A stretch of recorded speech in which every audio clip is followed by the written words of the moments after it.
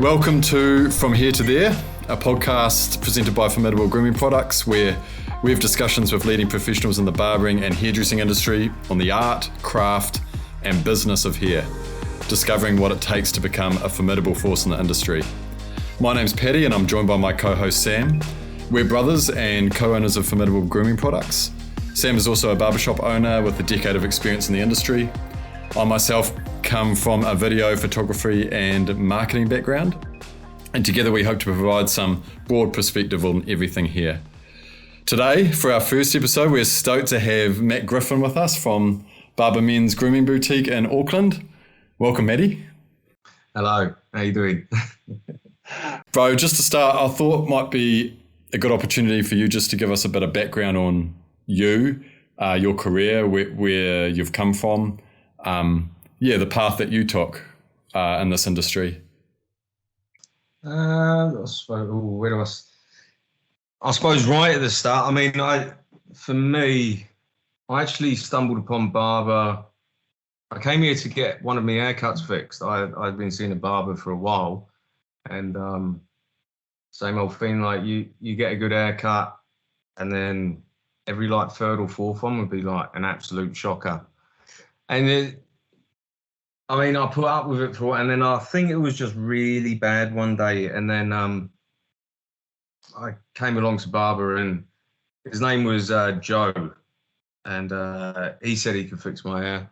And then I've been like toying around with the idea of becoming a barber, because I did come from sales background in the UK. I mean, for a lot of reasons, I know I couldn't go back to that.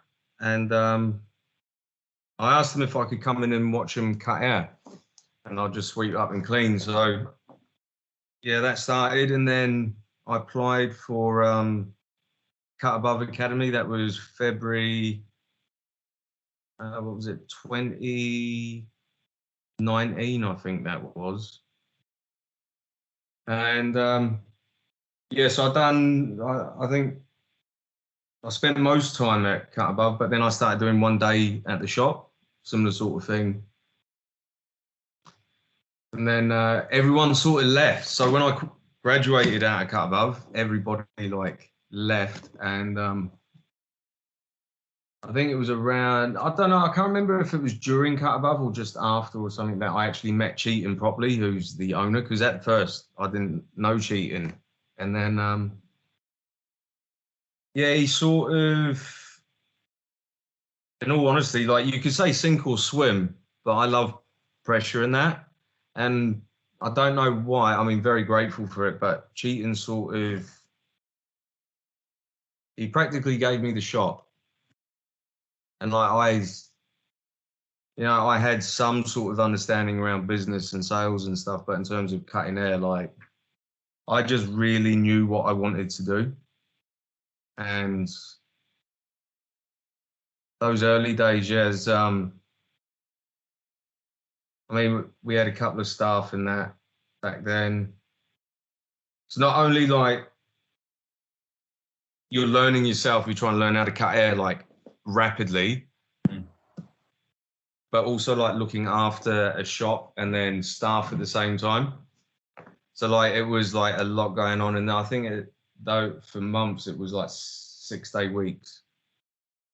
So like another reason I was attracted to Barba as well is because it sort of reminded me a little bit about me. Like the shop was at a real low point. Like his reputation was sort of not destroyed, but it was really quite low. And like I sort of resonated with that. And I mean, even back then I wanted Barba to be the best shop in Auckland. And it's moved really quickly. It has moved really quickly. I mean, to look at where the shop is now, and even in my short time in this career, I mean, 2018 me would definitely be proud of me, put it that way. But it's been, you could say, quite magical actually. That's such a quick turnaround. I mean, in terms of you starting that Cut Above Academy, you started at Barba full time on the floor in terms of full employment, 2020? So I think I graduated cut above maybe October that year. Mm-hmm. And then, so we would have been 4 months in, and then, it was the whole COVID thing not long after that, was it? Yeah. Yep. My timeline in that period, I don't know about you guys, but my timeline is like all over the place then. Yeah. It's just all over the place. Yeah.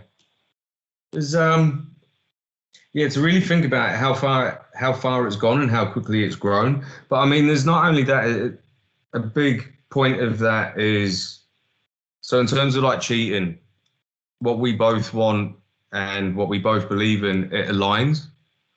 So that was always a good thing from the get-go. And then sort of, we had Jose, he left, he came back. And he's a remarkably talented barber. But then like picking the right staff, that's like the key to like its success is we finally got the right team. And then that sort of momentum, it really did like catapult. And everybody brings such like a different style and personality to the table. Like there's not a single Kiwi in the shop. Nah, it's awesome. It's really quite weird thinking about it like that. Like we got Jose Filipino, we got Bruno from Brazil, Vito from Italy, and we've got Jalen, who's funny enough, he's come over from the States and on a whim of hoping to get a job with us, and he's from Texas. So it's like United Nations in here. So you reckon one of the big keys is getting the staff right, I guess. What else helped you turn it around? Like, how did you approach something that felt like it was on the decline, and how do you give it like a shot in the arm? How do you turn people's perceptions around? Because people would have had an idea, obviously, or previous customers at least would have had an idea of what Barba was, and you had a different vision for it, I guess, eh? How do I articulate that? I'm very much a firm believer in energy, like your perception, like your attitude, it will inadvertently like send an energy out to the world. And mine has always been from the start of like I said a lot, I wanted to replicate the feeling that I had in the chair all those years ago. Because that feeling for, you could say, like, not a lost, but a very impressionable young man who you could say was trying to find his way. Like, people talk about it as vanity, but I think physical appearance is very much tied into mental health, which I just want people to feel good about themselves. Like, if it wasn't for this, I'd be in psychology. And the only reason why I'm not in psychology is because my psychologist told me don't. So, I mean, this was the next avenue where I could actually, in terms of, you could say, like, my purpose, but also my beliefs and what I felt like, you know, people in the community and society or even the world needed was just people that help people feel better about themselves. And I think when you send everything out, I mean, obviously there's a lot of hard work, there's a lot of hours, and then you got to be consistent. And like, if you're sick, you still have to show up. You have to be, like, those early days, you have to be there all the time and available all the time. And if you're not available, you have to make yourself available somehow. But I do think in terms of like the energy you send out, the world does reflect that back to you. And that's, I think, just being really consistent. Like, there were days at the start, like, I remember I probably had, no joke, like maybe one client a day. Mm-hmm.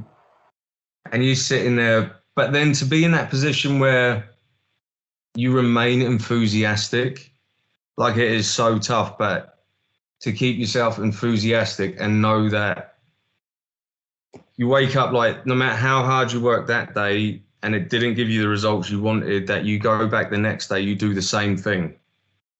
Because like my dad always told me in my old career, if you throw enough shit at the wall, some of it will stick. So you just have to keep throwing shit at the wall. And I think energies and people, they attract each other, if you will. I mean, Jose's been with me. I mean, Jose and I, we studied together. So, I mean, he saw a lot of this in the early days as well. But I mean, when that period, like everyone goes through this as a barber. So like you're cutting hair right, but you don't know what you're looking at. So like slowly over the years, your eyes start to adjust. But it's that thing, as long as you like, for me, I was giving everything I had to these haircuts. Like they weren't the best haircuts, but for me at that point in time, like with what I had, they were. But clients also, they can feel that. Like if you were giving your all in a haircut and they can see it, they can feel it. And sometimes it, like my clients at the start, I've got clients now that were with me right at the start and they're still with me now. And I look at them and I'm like, fuck me, man, like you were with me at the start. Like, but that is because they know you care.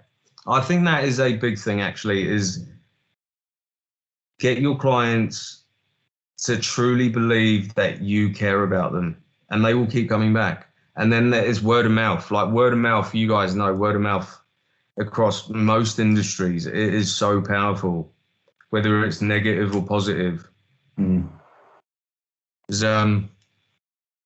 mean, what about you guys in terms of your shop? How long's that been around? Absolutely. So Monaghan's has been open 7 years, this just October gone. But I can reiterate absolutely everything you've said, Matty. You just have to show up. It's the absolute grind. Those initial years, you just have to show up. It's all it is. It's consistency. It's putting in systems and processes, and those expectations are then, in high regard in terms of the customers coming in. They know what they're expecting. You've consistently provided them, and from there, like you say, word of mouth follows, and you become busy. But it takes years and years of that consistent grind. Absolutely. I remember being at Sam's opening for the shop that 7 years ago. And when he first opened those doors, it was like, shit, now what? You know what I mean? Like, who's going to come in? Like, is anyone going to show up? And I remember that, like, but also that really awesome energy at the beginning where it's like, I've got nothing, but I want to build something, like it's pretty cool. It's pretty special. And then when it does happen and it's becomes a brand people talk about or people, like I've been in town randomly and people say, oh, I'm off to Monaghan's now, or, I'm off to do that. And you probably bump into people that say, oh, my husband goes to Barba, you know what I mean? Like, it's like, whoa, actually people are talking about this, and it's quite special, eh? When you realize that, like, what you're doing and what you believe in starts being recognized, and not only that, but people also believe in what you believe in, and that's your client base. Like at the end of the day, like it's definitely nice to be recognized from your peers within the industry, but like the core thing for a business to be successful is that client base. And when they really believe in what you're doing, that is special.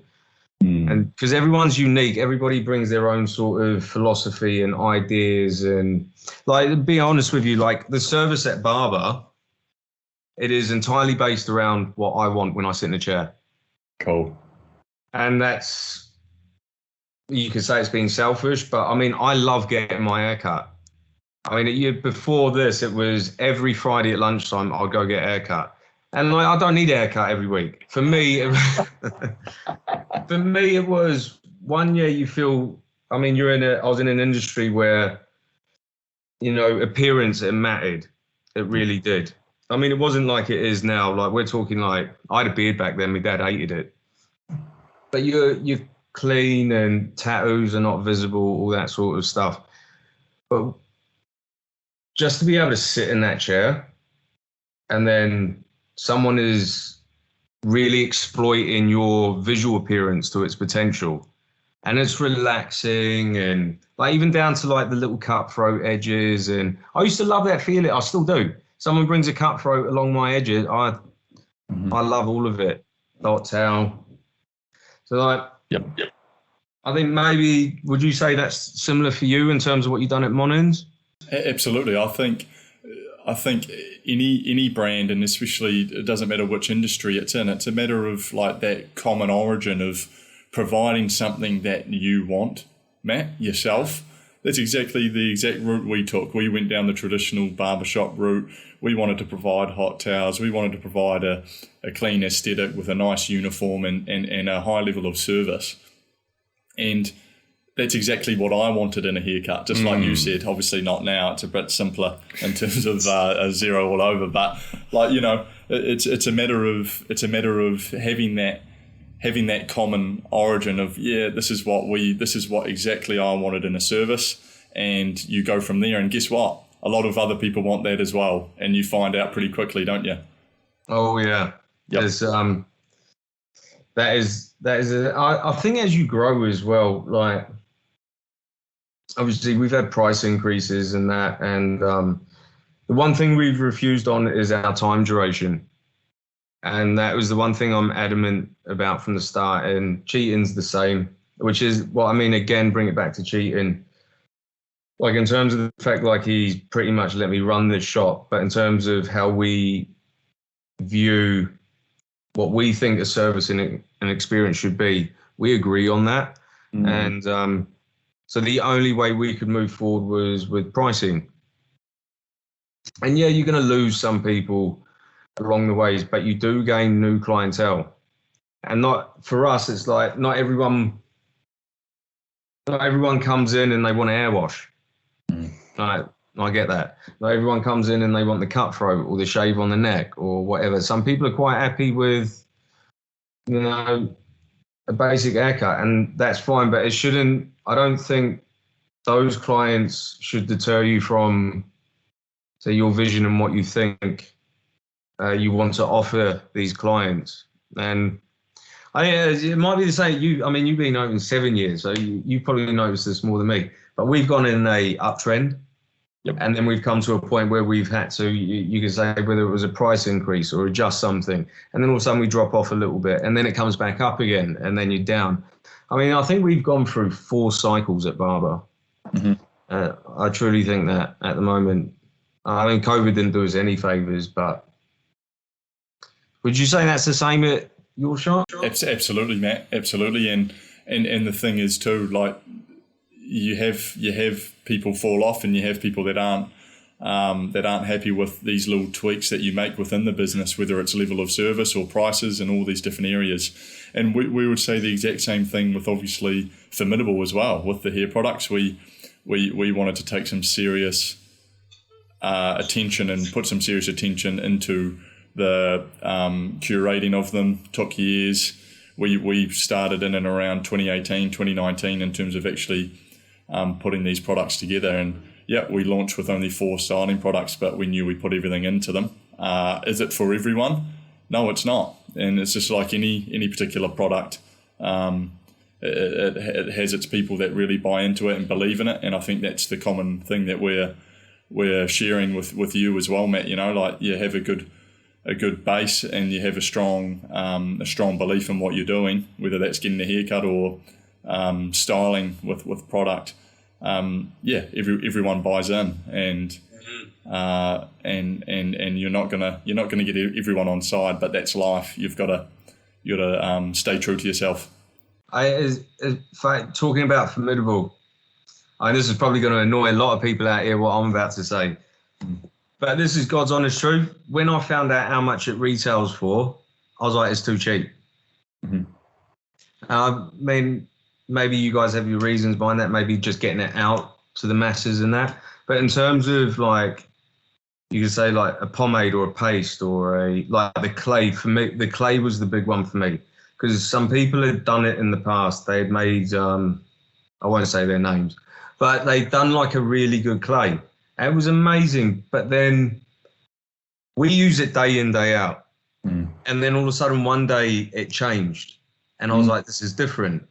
And it happened with a few products. They had changed their formulas, or maybe they moved into like mass production, or they wanted to turn it around quicker.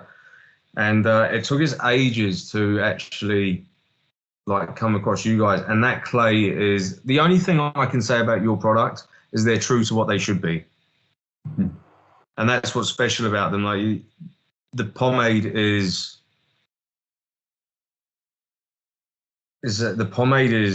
that's quite a special one and all. Like it has really good shine, but it's not greasy. Like you guys can tell the difference. Like you put some pomades in and you're like, oh my days, that bloke needs a shower. And it's that gel-based pomade that, hey, it definitely has its attributes and its place, absolutely. But this is I'd like to think our products are definitely a modern version of these particular products. It's a fitting. There's fitting attributes, to these products, and that's what customers are after. That's what the modern man is after, you know. But also, Matty, like you want to like make a statement, like you can't, like you said earlier, you can't please everyone, so why try? So instead, what we wanted to do is have a clear vision, And it's the same with running a shop, If you have a clear vision of what you want, and that may mean that you change things over time, and we'll probably change things over time, and so will you. But like. And you stay true to that vision, people get on board like it's like a story, like jump on the train kind of thing. And that's what you want. You want people jumping on the train behind you. They're not going to love everything that you do, but otherwise if you stand for nothing, then you just fall into either a race to the bottom in terms of price, like it's just this massive race to the bottom, or you just make 50 products and you don't decide, you don't curate. When you go to a museum, they put pieces of art on the wall that they want you to see. They don't put every piece of art they have on the wall, right? Like it's, and I think that's the difference between someone like you and how you run Barba. How we hope to run Formidable is have that level of curation, and people can have an experience, And hopefully you like the experience. If it's not for you, then that's all good too. But it's like something. You just like in terms of like what you guys have done with Formidable, like it touches on a little bit like how you say you can't please everybody. Not everyone's going to like you. It's just the way it is. But it brings me back to something my dad always told me when he was training me in sales. And it's, if you're not rattling cages, you're not doing your job properly. So obviously there are going to be people like you are going to step on toes and everything. And it's not about annoying these people, like going towards that. But I think it is good to push boundaries, break the norms. Like, I think regardless of whether it is, say, Formidable, your product line, or whether it's what we do in a shop or as a business or as a brand, like, as you say, like you can either try and find a way to like either find a niche, or you break the barriers, you break the norms, create something new and really take a risk. Or as you say, like you do end up in a race where you are just in the same. And unfortunately, those are the ones that sort of they're first to go. And I mean, we saw that in COVID as well. A lot of shops, I mean, not just across our industry, but obviously in our industry, it's easier for us to be aware of this. But those were the shops that went out first. And if you're just offering the same thing over and over again, then there's no scarcity involved. There's no desire or need. People want to feel.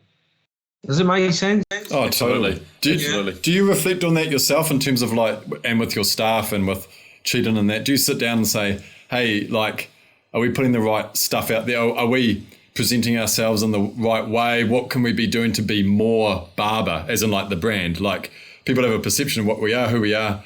What, like, are you tweaking stuff regularly, or are you the kind of person who, like, how do you approach that? Like making sure that you're on top of the game rather than like playing catch up, I mean, I don't think we haven't tweaked anything for a wee while.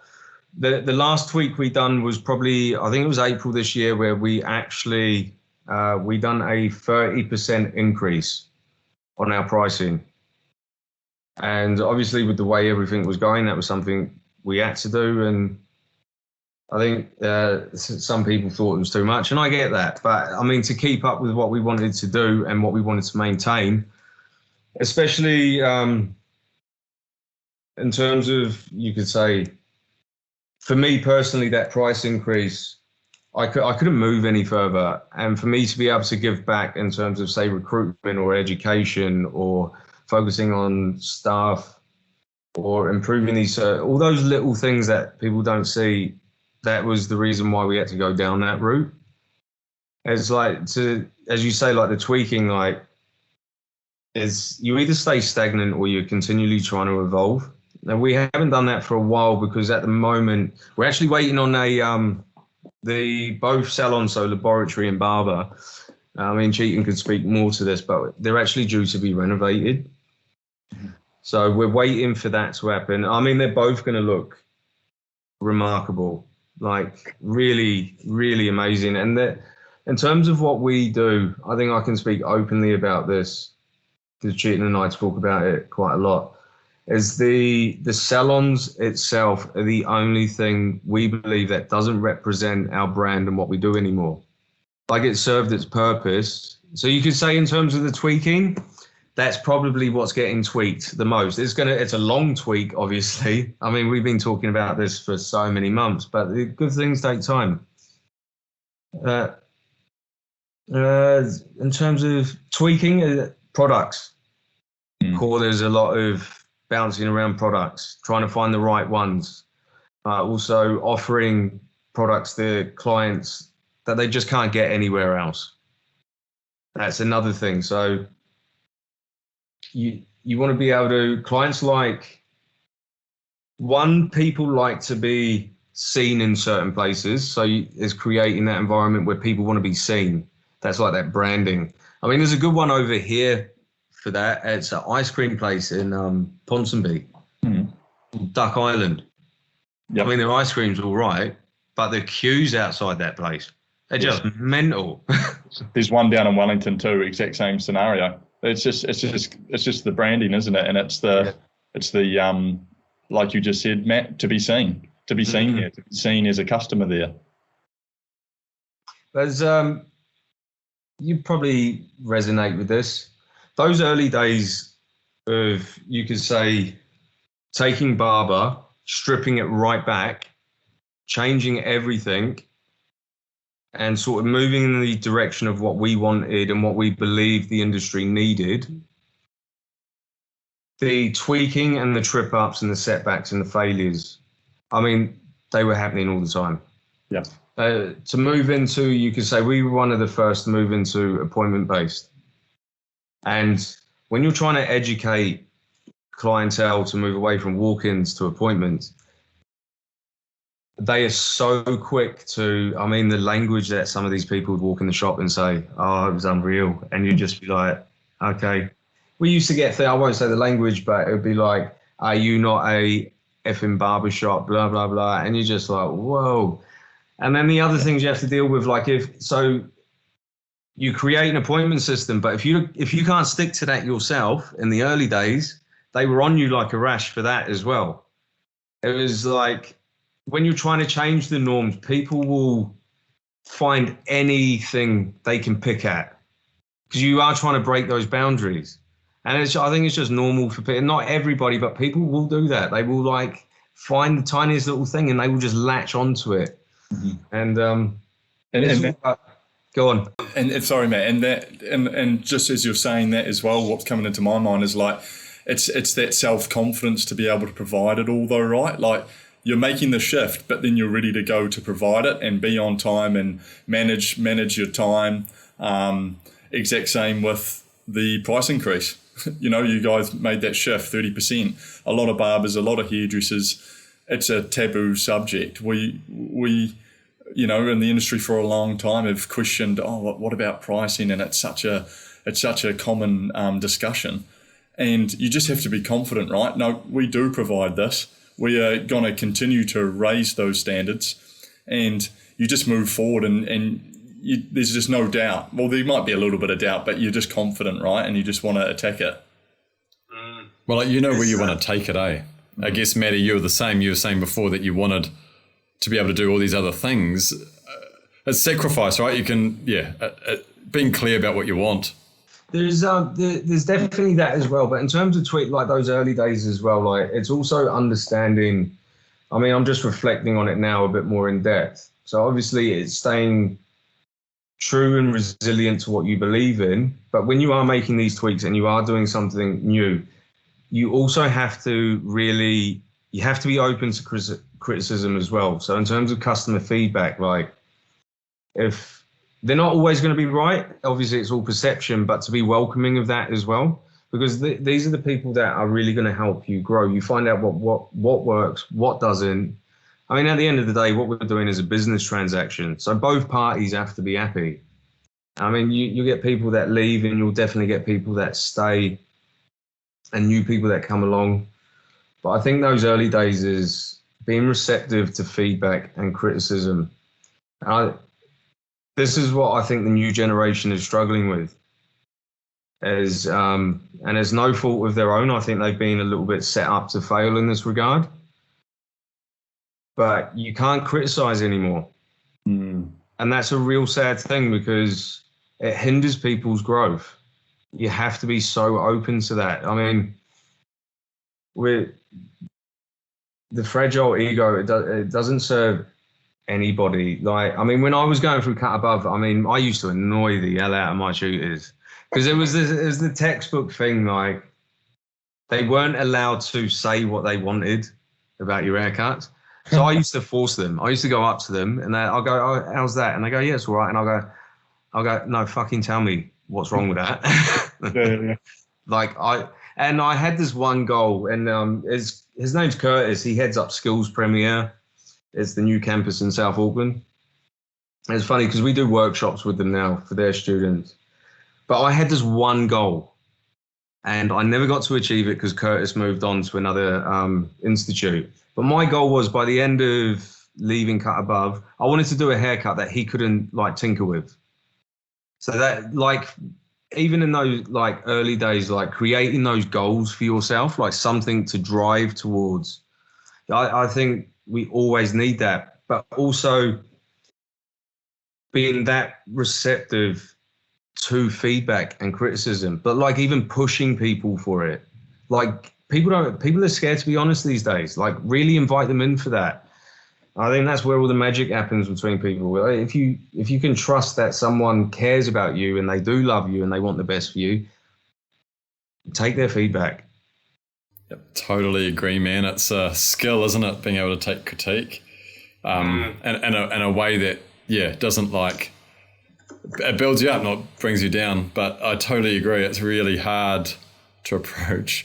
I was going to actually ask you a little bit about those early days, and maybe for those people listening who are early in their career, what not mistakes you do, but like looking at your path that you took, would there be anything that you would have changed, or would there be things that you could have done to sort of expedite your progress or get you close to where you want to be quicker, or that type of thing? Is there any advice that you would give to someone maybe who's looking to start now? How would you approach it, given hindsight? The one bit, so obviously it'll be 5 years for me in Feb, and the one thing that I did reflect on in the end, so I went back home in August for a month. So I hadn't seen my dad or been on a holiday for nearly 6 years. So, I mean, there's loads of advice I'd want to give, but I do know there's people out there who are like me. And before I went to the UK, those last couple of months, probably the hardest months, like actually the start of this year all the way through to August was the hardest period for me, like full stop. And for me, it's the challenge. I love the challenge and I want to break limitations, and I'm always looking for something more. But what I realized after taking that holiday and coming back was, instead of dragging yourself to these finish lines, is if you can create a little bit of separation And I'm not saying for people to take my words as black and white and don't come to work and always look for a holiday. That's not it. It's work your bollocks off, but be willing to allow yourself to take a break. Because when you come back and you create that separation, you realize that, I mean, creativity, it needs energy. And if, like for me, I was dragging myself to the finish line, whereas if I'd just taken a break, maybe after the first couple of years or something, I think the energy that I could have brought into it, it probably would have, I don't know, I might have learned more or grown a little quicker or been able to do a little bit more, as opposed to just dragging myself to these finish lines all the time. Does it make sense? Totally. It does. It's you did that this year. Exactly that. I had a very similar situation to you, Matt. Exactly, very, very similar in terms of even the years. And, I think, and it just gives you such a clear perspective. Doesn't it inspire you, having a break from it all too? And you just mentioned the energy required for creativity, and that's what barbering, that's what hairdressing is. It's a very social, interactive service. And that takes a lot of energy. A lot of people who know a barber or who is one and a hairdresser, they know that they go home and it's just, you're wiped. You're fully wiped out. You've emptied the tank in terms of your sort of social limit for the day and creativity. And I just think you're right. A little recharge, recentering and taking a little bit of time out when you need to is definitely a point that I would look back at myself and probably suggest for a younger Sam. I would definitely have advised it, yeah. But I think, like you said at the beginning there, though, Matt, work your bollocks off. You have to, and it's such a balancing act, isn't it? You're not going to get it perfect. It's such a fine balance, absolutely, and we're finding that too with Formidable in terms of the energy and time and everything that we're putting into it, and how do we take a step back and get really encouraged by it again. And yeah, it's definitely a balancing act for sure. There's one thing as well, like on the other side of that, like, I mean, people are so different, and I'm so unbalanced as a person, like, and for me it's okay, and not everyone is like me in that sense, where work or your passion or your obsession is so consuming like that. But it's also for the younger generation coming through, is understanding, like, whether you're 17, 18, 19, 20, like, they have such a head start on us. And if they just used it, like, that's what I would say to my younger self, is all the partying, all the going out drinking, like, in the moment, that's fine. But these people that you're giving your time up for, like, you probably won't even talk to them when you're older. That's the thing. And like, your real friends, like, you get the people who go, oh, why are you doing that? Or why are you doing this? And, oh, you're boring, or all those things. Your real friends will stay there. And that they'll, not only that, they will push you as well, because they want to be happy for you. They love people that really care about you. They love seeing you succeed. I think people get caught up in the whole, what do they call it now? FOMO. Yep, that's it. That one. And Matt, that same energy towards your group in the salon, right? In the shop, like, being brutally honest and having some pretty confronting discussions about whether that's training progress, whether that's different areas of bettering yourself. Like, those are hard conversations to have as a leader and as a group, I suppose. Would you agree? Oh, definitely. It's a good thing that you've raised. Like, for me personally, I'm very brutally honest. And obviously, like, the person I am, I created the person that I felt I needed when I was a kid. Mm-hmm. But not everyone is receptive to that. Like, I always say, I'll be the person, I'll tell you what you need to hear, not what you want to hear. But I think being in this day and age, I think maybe being a little bit soft and being careful not to place the expectations I have on myself on others. That is a big one. Like, I do want the best for the staff in my shop. Like, I love them to absolute bits, and nothing would fulfill me more than, like, you look at Jose now. Like, to see him in the space of 10 days winning 2 competitions and educating at Skills Premier, like, that has got to be one of the happiest moments of, you could say, my career. And that's really what fills my soul. But in order to get there, you do have to be tough on these people. You need to be tough love. But you also, that's where I've struggled and I've really had to work on, is finding a balance between that. Is learning how to, for me, not so much praise, but acknowledge them for their little achievements. I'm very quick to find flaws, and that's what I've done with Barba. I find flaws in things, but training myself to actually find the little achievements, like whether it's like the daily or the weekly, like always find something that they've really done well that week or that day. Yeah. Isn't that the morale building that you want? I love it as well, and it's a skill to learn, Matt?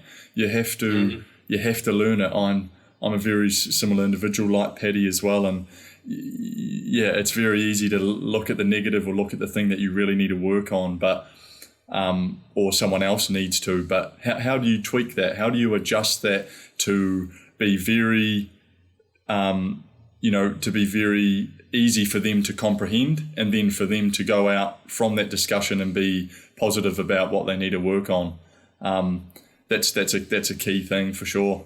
And people receive things differently, Like, you do have to package things up slightly different for different individuals, I mean, if the goal is to get them to understand a certain thing or to improve on this or focus on that, whatever, it's realizing that, hey, for this particular person, if I wrap it up this way or do it this way, maybe that will get the result I'm after. And that's what you really are after, I guess, for both your business and for them, Like, if you've got the right people around, you want to see them succeed too. But it's like parenting, man. Honestly, it's the same thing. It's like trying to do that in a way that is caring, is respectful, but also gets the thing done and get them where they want to be. I was going to ask you too, Matty, about training, because you mentioned about Jose. You guys seem to do a big focus on training, or at least from what I can see. Is that something conscious? Is that like something that you've committed you and your staff to? Is it? Or how do you approach training? So for me, education was always where I wanted to be.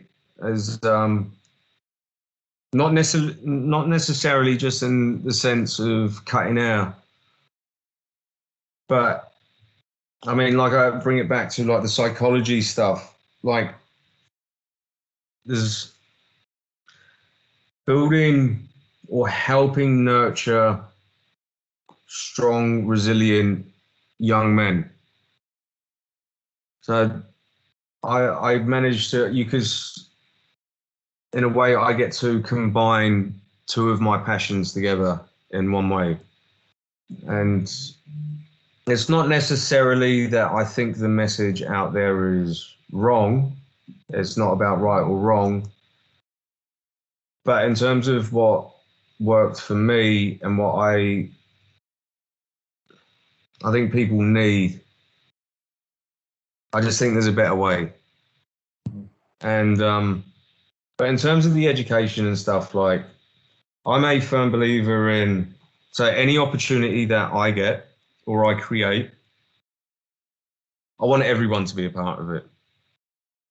And hence why you get Jose and Bruno and Vito, and everybody is a part of that.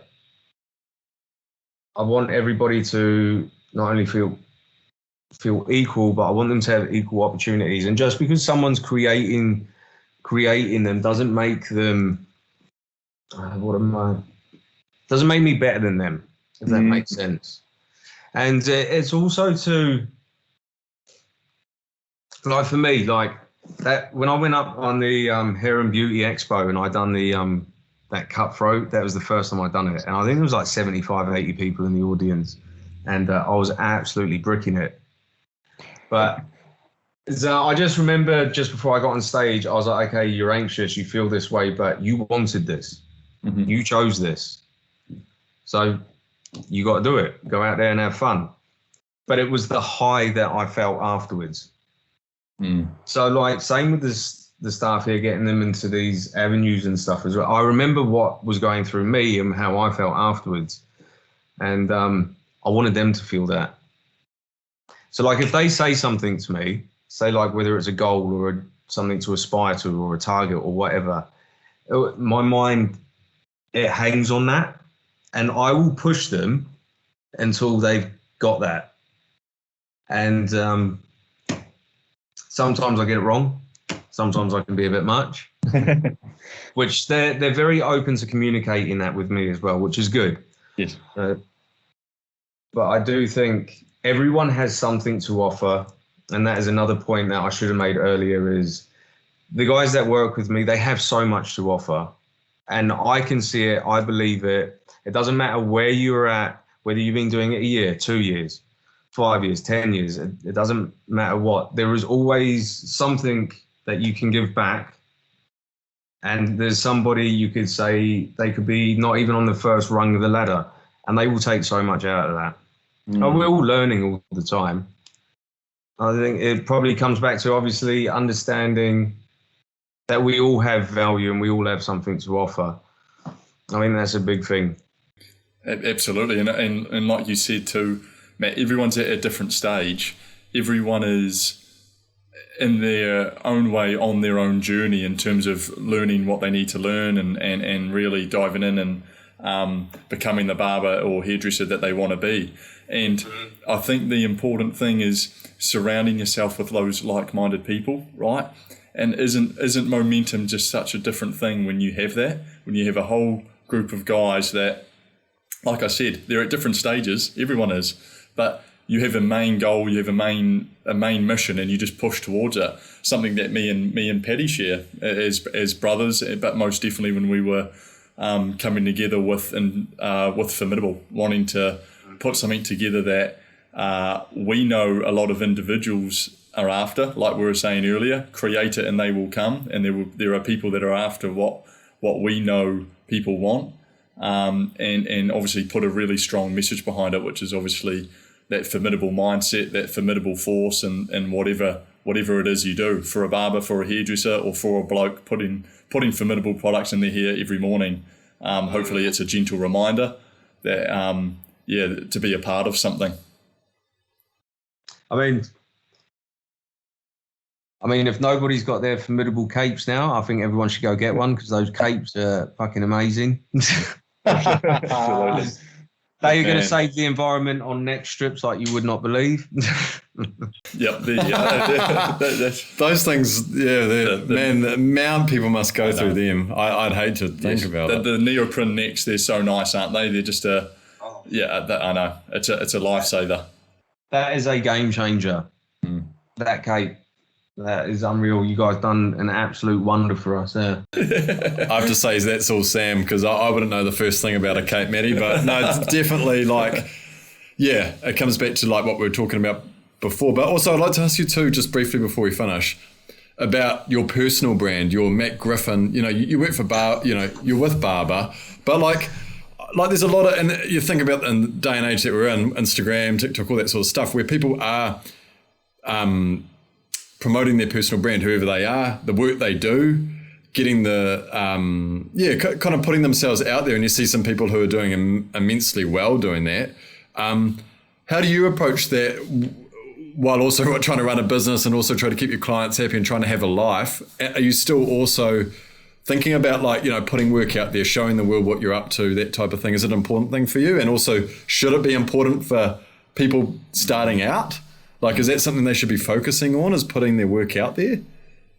So on the note of social, I'm old school, very old school. I think if you're starting out, I think those first initial years, and I would say this to anybody, is do not waste your energy on trying to build an online brand. It's just futile.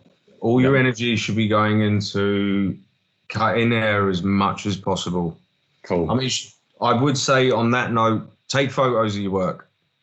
And the reason being is like what I used to do is I would take photos of my work on that day. I still do it now. I go home and I'll sit there and I'll look at it and I will pick it apart like you would not believe. Yeah. So there's benefits in that, but I think the online, not everybody, and this is what they don't tell people as well, is to make it online in terms of being like a presence. Hang on, people are having trouble hearing you. Try moving closer. Can you hear me? The mic just changed. But yeah, in terms of like to make it online, the percentage it takes to be, what do they call it, an influencer? Yeah.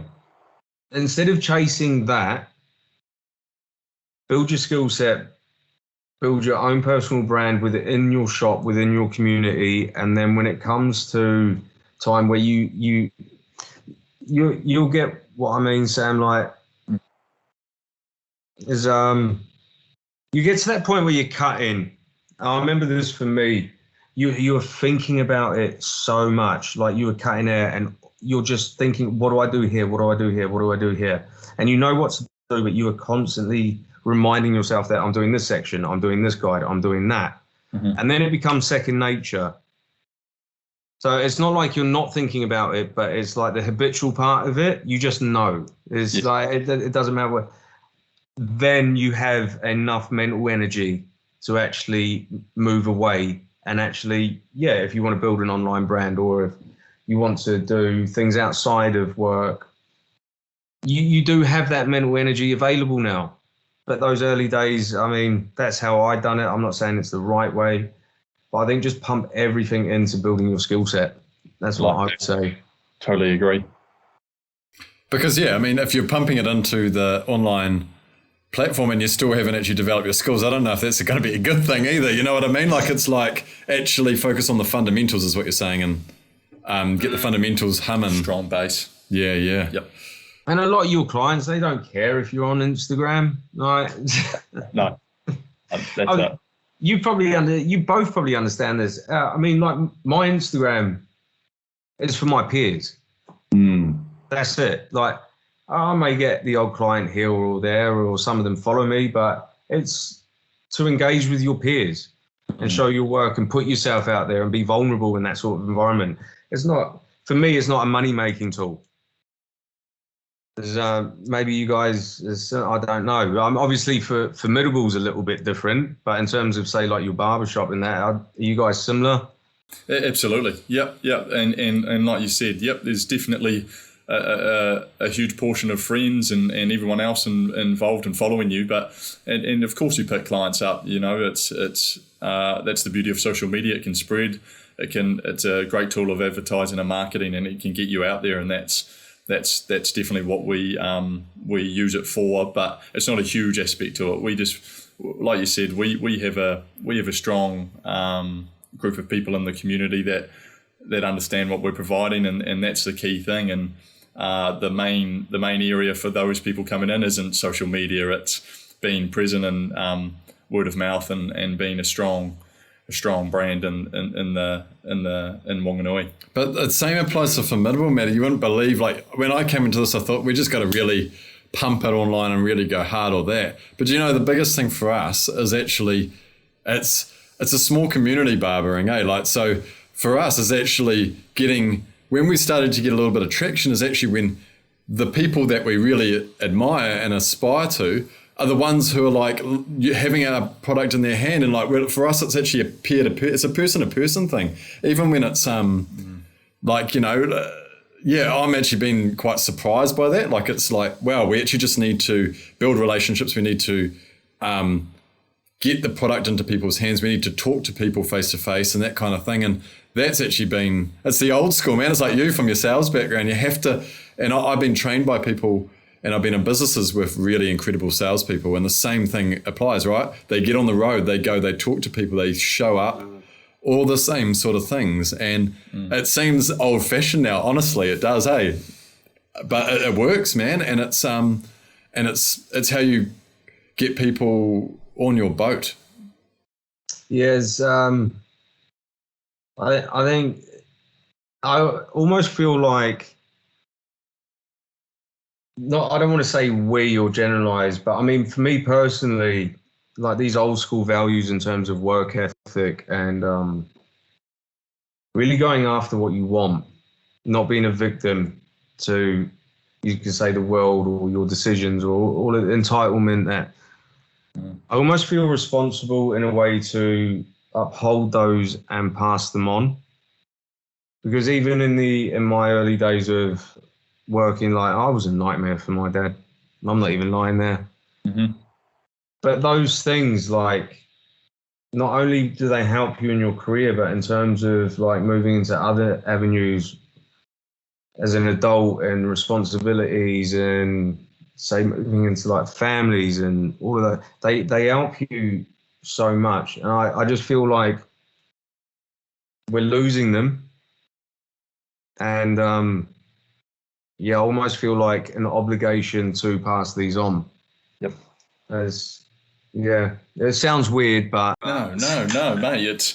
It's a shared view that, you know, like a lot of people have, and we do as well. And I think, it's a matter of moving forward and just having that mindset, man. And hey, the past is the past. Yes, everybody has situations and things happen to them, but it's a matter of moving forward and growing and becoming a stronger person.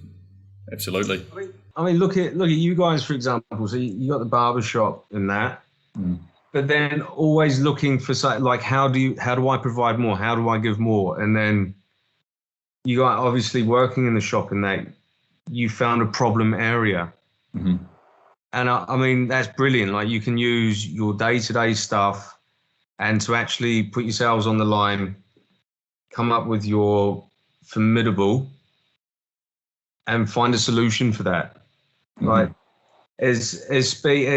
for me, it's beautiful because it means that although you're striving for something, you're not settling. You're always looking, how do I give more back? How do I provide more? What can I do?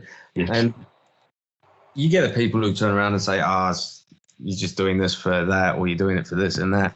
But you can actually see when people are genuine around that. Like, and you can see it in your products. Like when we use them, I'm just like, fuck me, these products are amazing. I've currently got the Clayton. Nice. Oh, good man. Looks good.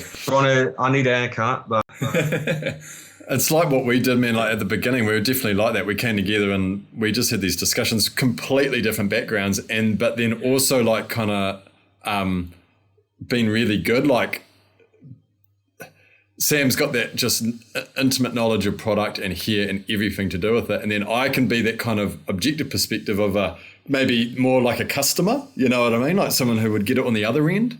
And so, and kind of marrying those two things together. But yeah, it comes back to what we were saying before. Like as long as you, we had so many opportunities to settle for something at a point, like, oh yeah, that'll do, or we'll release that, but it did take time. And it's the same with like your industry and with barbers all everywhere. Like, just don't settle, Like, don't, you have to keep, and the same with now. Like, even though we've released products, we've been in business a year, we're still like, okay, next, So yeah, it's a good way to be because, and looking at you and your staff, like it has served you guys really well.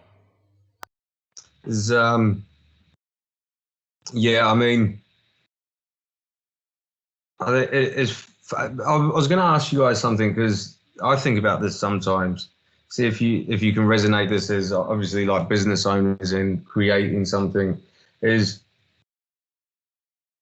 like, for me, I think back and I'm like, okay, everything you can say, I don't like talking about it, it makes me feel, but like everything I've achieved and where I'm at, I think back to 2018 and I think if somebody had told me that, I'll go fuck off. Absolutely. But then on that same notion, I now look back and it's like, it was inevitable. Yes. Like this was always going to, I don't know if that makes sense to you guys, but we're with you.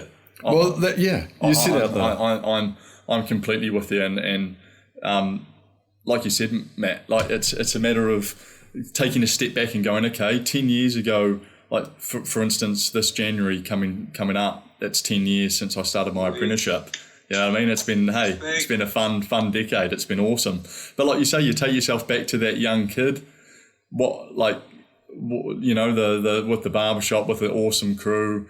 Obviously now with the hair product company with Paddy, we've had so much fun, and the challenges have just been like mountains to get over. And you know, you have to resonate. And I find it. I saw a good clip the other day, and it was like, I don't know who it was, but it was somebody discussing like he finds it very hard to be proud of himself. And I sometimes, I know I share that. I'm unsure about, I think Paddy does as well. And you seem like the type of character as well, Matt, that sometimes sitting back, smelling the roses and actually just having a moment to like, you know, to actually look at where you've come from and what you've achieved and where you're at now. It's a hard thing for people to do. Yeah, but like I try to be grounded, and you try and it's hard, isn't it? It's such a balance, isn't it? And you try to appreciate everybody that's helped you out, and it's such a web of so many things going on that you have to be proud of yourself, and you have to have some serious belief in yourself. We do.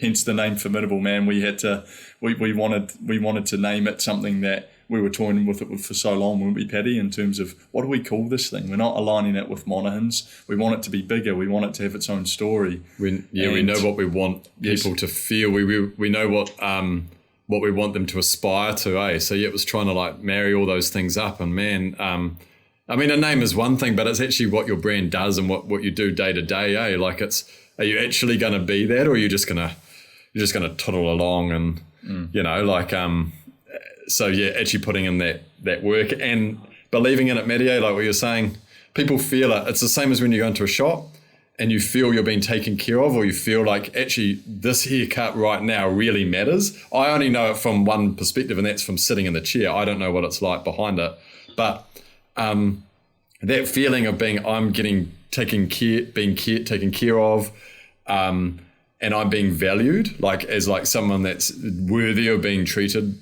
well, you know, all those sort of things matter, man. And that's the thing that we're trying to do Formidable too, make people realize that, hey, having a morning ritual, putting something in your hair, making yourself, like you were saying earlier, visual appearance, how you look, actually does have an impact on how you feel. So all those things wrapped together, and it's quite cool, eh? I do like that getting, you could say in New Zealand, like getting men to, I can't comment on Australia because I ain't really been there.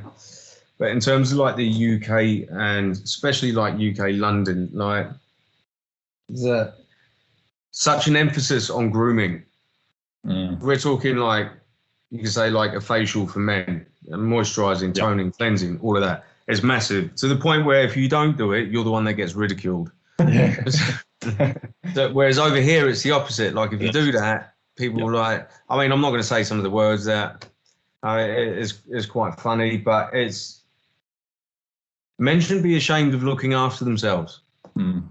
I really don't believe that. Like, I think the benefits and the everything, like, I don't think they should just be for women. I think men should be able to enjoy this as well. Like, to be able to be in a situation like, say, with your product line, you guys do that in terms of exploiting hair to its full potential, being able to style it.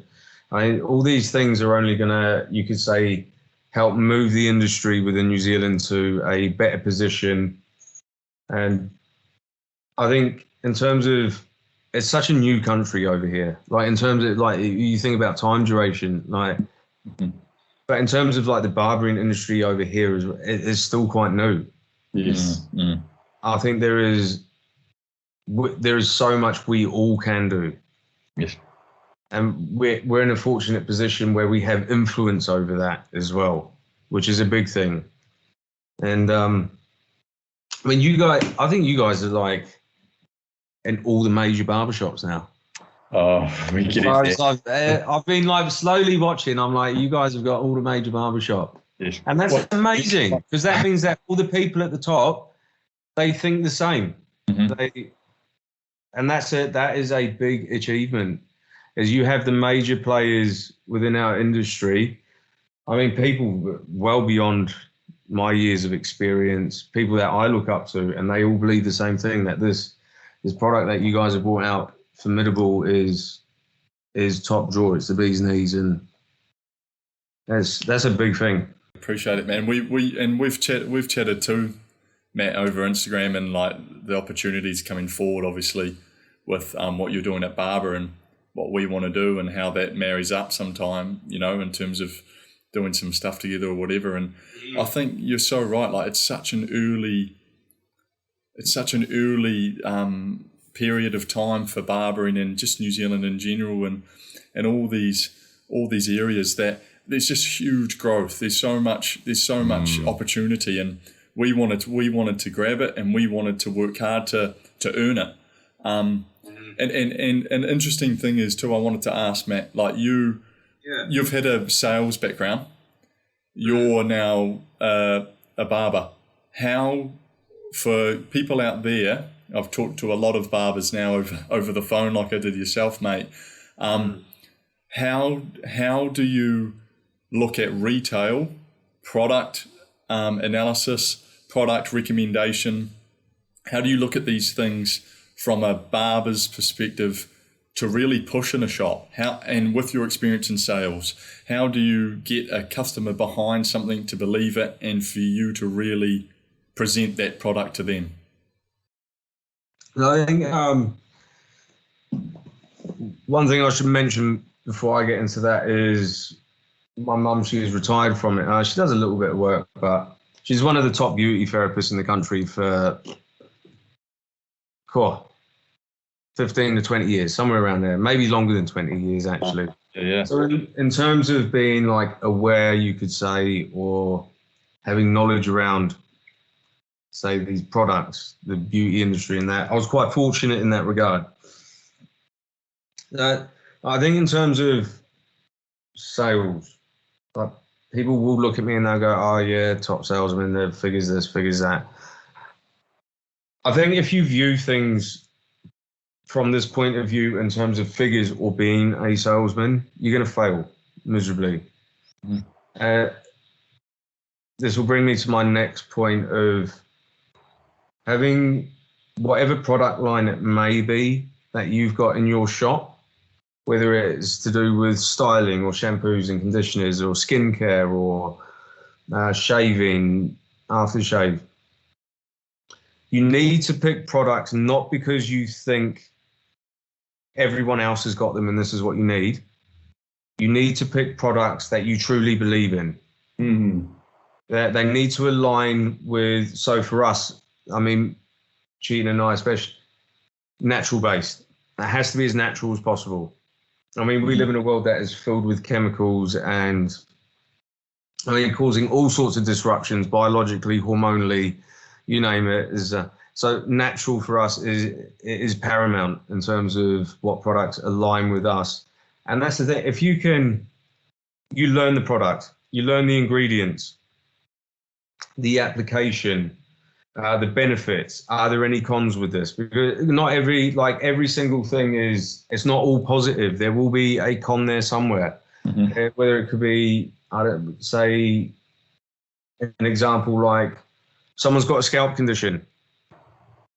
You're not going to put pomade on them. No. For example. So it's understand, really, like, for me, educate yourself. I say this to the lads here and they're getting really good at it, but really educate yourself on these ingredients. Do they align with your personal values and beliefs? Because you are now moving into a situation where you are not a salesman, but you are a person who provides a solution to a problem. And in terms of me, people would say I'm a good salesman, but you give me something I don't believe in, I will not sell it. Yeah. And I can't sell it. And that's, I don't like the word can't, but I can't give any energy or passion behind it. And I think that's what people need to, like, if you move into these avenues, whether it's sales of products or you're cutting hair or whatever, if you go towards things that you believe in, and if you always come from a place of, you could say, love and care, then money will always follow. But if you start from the other avenue, you may make some money, but everything else gets left behind. And I mean, I've been there. It's miserable. Yes. It really is. Oh man, well, that's it. We believe that. Totally agree, It's about the intent, you're saying, intent of what you actually want to do. And if you understand it, I guess like that's cool. It's cool for barbers to know that, because it is an awesome option. Having products not only enhances what you do, like, the idea is like you give them a mean haircut and then you have a product. And I think that really, just from personal experience, I love walking out of a barbershop with the right product for my hair in a cool new, in a style that I'm really happy with. It's like a full experience thing. But then there's also the thing too about product is it's a huge business tool too. It's an awesome thing for barbers to have at their disposal, because it can increase their income. It can complement their service. It can make things better all around. But like you said, if you don't believe in it and you're selling snake oil, then you know what I mean? Like, what's the point? It's misaligned. Absolutely. Yeah, that's the thing. Like as you say, to be able to put energy into something, you need to believe in it. Yeah. Otherwise, you're going upstream without a paddle, and it's futile, really. It's funny because like one of the lads in the shop is struggled with sales, and he's like, I can't do sales and blah blah blah or whatever. But you give them something, and you see this in people. You give them something that they believe in, and they don't even realise they're doing sales. Totally. And it's quite amazing to see, because they don't see it. Like, but if you're on the outside looking in, and that's the thing, like, you don't even realise you're selling something. It's just because it's no different than Jehovah's Witness turning up at your door. I mean, they still believe it, don't they? Exactly. And they want you to have it. Yeah, that's it. Exactly. Oh, good on you, Matty. We'll finish in a sec, mate. We just have one little thing to go at the end that we want to do with our guests, and it's like a quick fire, like a finish with like a rapid fire where the rules are simple. We'll just tell you like a word or thing. Tell us the first word, thing, product or idea that comes to your mind for each of the following prompts. Just want to like get your thoughts on some stuff, just completely random stuff, but we wanted to give it a crack. You keen on that? Well, then it sounds okay. Sounds like you're doomed to fail. Okay, so the first one of the harder techniques to master. What's the first thing that comes to mind? Zero comb. Cool. Most important cut to master. Scissor cut. For me, there's no question about that. Scissor work. It has to be scissor work. Agreed. Thin. Okay, next one. Thin hair. Just thin hair. What's the first thing that comes to mind? How do you approach it? Shave it off. Done.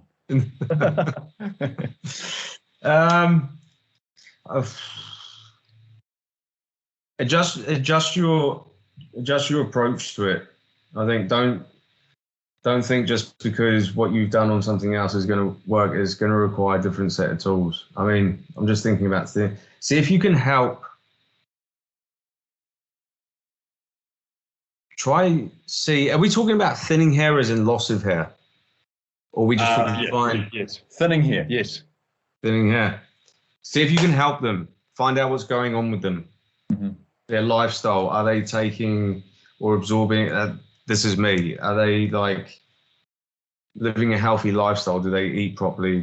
Are they the chemicals around them? There's such a vibe. That's where my mind goes through straight away, because I'm a health freak. I can't help myself. I want to know the ins and outs of everything. I understand it. Love it. The fusion of barbering and hairdressing. What's your quick fire thoughts on barbering, hairdressing? Paramount for New Zealand for it to go a step further. I don't see a difference between the two. I just see different sides of the same coin. Cool. Love that. Clippers. What are your thoughts? What are you looking at? Tools. I just had clippers here. I just want to know what are you looking for in clipper? What's your thoughts on the clippers? I mean, if you want a recommendation, I would say the new JRL Onyx clipper. That thing is like, Jalen in the shop's got it, and that thing is, I'm obsessed with it. I mean, I got the prior version, the JRL FF Fresh Fade 2020 seat, but this Onyx thing is, a couple Anyone of wants to get that clipper. That thing is fucking wild. Yeah. Okay, next one. Particular customers or very, very particular customers. What's your thoughts on that? Perfect, because there's no one fussier than me. And if a client's fussy about their hair, you should. If you can achieve it for them, they will always come back, and that's why we got in it for. Why should they not be particular about their appearance? There's nothing wrong with that, because we are. Love that. It's a challenge too, eh? It's like, okay, when you're a professional, you want challenges, eh? Matty, so appreciate it, bro. I think this has been heaps of fun. I've enjoyed it. And thanks for taking the time, mate. We know you're busy, and so really appreciate it. It was a pleasure. Can I say one thing before we wrap up? Of course. And then I say this to everybody, and this can be applied to any situation, circumstance, avenue in life. And I think if one sort of, you could say, quote or sentence that I think will take people very far, and it is, you know what you do, and you either know how you do it or you're going to learn how you do it. But figure out why you do it. Because the first two are the engine and the last one is the fuel. Mm. And that is really what will take you so far in life, I truly believe. Because it is for me, it's all about the why, the purpose. Mm-hmm. And if that's any advice I could give someone, it would be that. Love it, bro. Yeah. Figure out your why. Absolutely. Great place to finish, mate. Thanks so much. And we might chat again.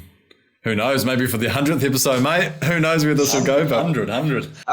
Honestly, it was an absolute pleasure, and I'm both humbled and, still a little bit amazed that you guys wanted me. So it's very sweet and very kind, but it was an absolute pleasure talking to you guys and, actually sharing this, combining our journeys together in some regard as well and moving forward. And I think that's really quite special. Yes, absolutely agreed. Thanks for coming on, man. We appreciate you, and we love what you're doing.